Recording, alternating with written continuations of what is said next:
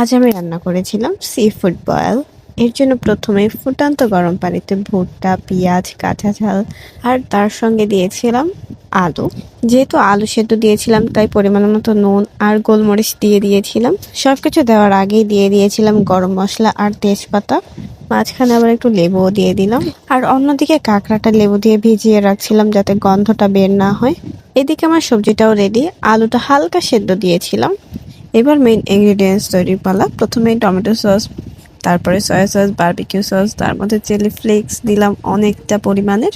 আর এরপরে দিয়ে দিলাম অরিগানো আর দিয়ে দিলাম জিরার গুঁড়া আর ধনিয়া গুঁড়া। এগুলো ভালোভাবে মিক্স করে নিব। তার মধ্যে আবার একটু টেস্টিং সলও দিয়ে দিয়েছিলাম আর গোলমরিচ দিয়ে দিয়েছিলাম।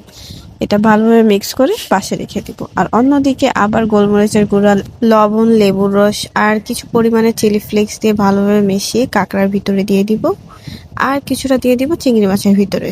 মিক্স করে আমি এগুলো ভেজে ফেলবো। যেহেতু আমি প্রথম রান্না করতেছি তাই আমি নিজের মতো করেই জিনিসটা রান্না করার চেষ্টা করছি। আর এর মধ্যে সসেসটাও ভেজে নিয়েছিলাম। সসেসটা আমি নিজেই তৈরি করেছিলাম। চিংড়ি মাছটা ভেজে নিয়েছি কারণ চিংড়ি মাছটা আমার ভাজা ভাজা ভালো লাগে। আর কাঁকড়াটাও আমি ভেজে নেব। প্রথম কাঁকড়া রান্না করছি তাই কাঁকড়াটা যাতে গন্ধ না আসে এর জন্য আমি একটু ভেজে নিয়েছিলাম। সবকিছু ভাজা শেষ হলে তার মধ্যে দিয়ে দিয়েছিলাম রসুন। আর এর মধ্যে আমি চিকেনের স্টকটা গুলিয়ে রেখেছিলাম পরে দেওয়ার জন্য।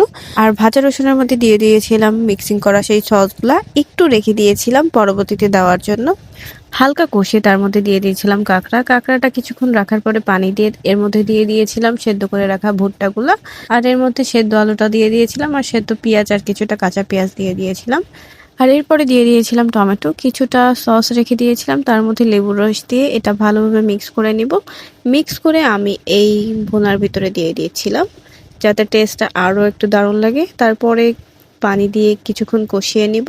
কষানো শেষ হলে ভেজে রাখা চিংড়ি মাছগুলো দিয়ে তার মধ্যে দিয়ে দিলাম কর্নফ্লাওয়ার যাতে এটা একটু ঘন ঘন হয়। আর এর মধ্যে সেদ্ধ করে রাখা ডিমটাও দিয়ে দিয়েছিলাম। ভালোভাবে নাড়াচাড়া করার পরে এর মধ্যে ক্যাপসিকাম আর ভেজে রাখা সসেসগুলো দিয়ে একটু নাড়াচাড়া করে আবার ঢেকে দিলাম। আমাদের সি ফুড বল কিন্তু খাওয়ার জন্য একদম তৈরি হয়ে গিয়েছিল। তার মধ্যে কিন্তু চিকেনের স্টকটা আমি দিয়ে দিয়েছিলাম যেটা আগেই তৈরি করে রেখেছিলাম ভিজিয়ে। আমি শুধু কাঁকড়াই খেয়েছিলাম, বাইরে অক্টোপাস এগুলো কখনোই খাইনি, তাই আমি শুধু কাঁকড়া দিয়ে এটা তৈরি করেছিলাম।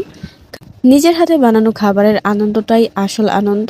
যখন একটা ডিশ নিজের হাতে যত্ন করে ভালোবাসা আর পরিশ্রম দিয়ে তৈরি করা হয় তখন কিন্তু আসলেই ভালো লাগে। রান্নার প্রতিটা ধাপে ধাপে প্রস্তুতির ভিতরে লুকিয়ে থাকে আলাদা একটা তৃপ্তি। আর যখন সেই খাবারটা হয় সি ফুড বয়েলের মতো অসাধারণ খাবার তখন সেই আনন্দটা সত্যিই দ্বিগুণ হয়ে যায়।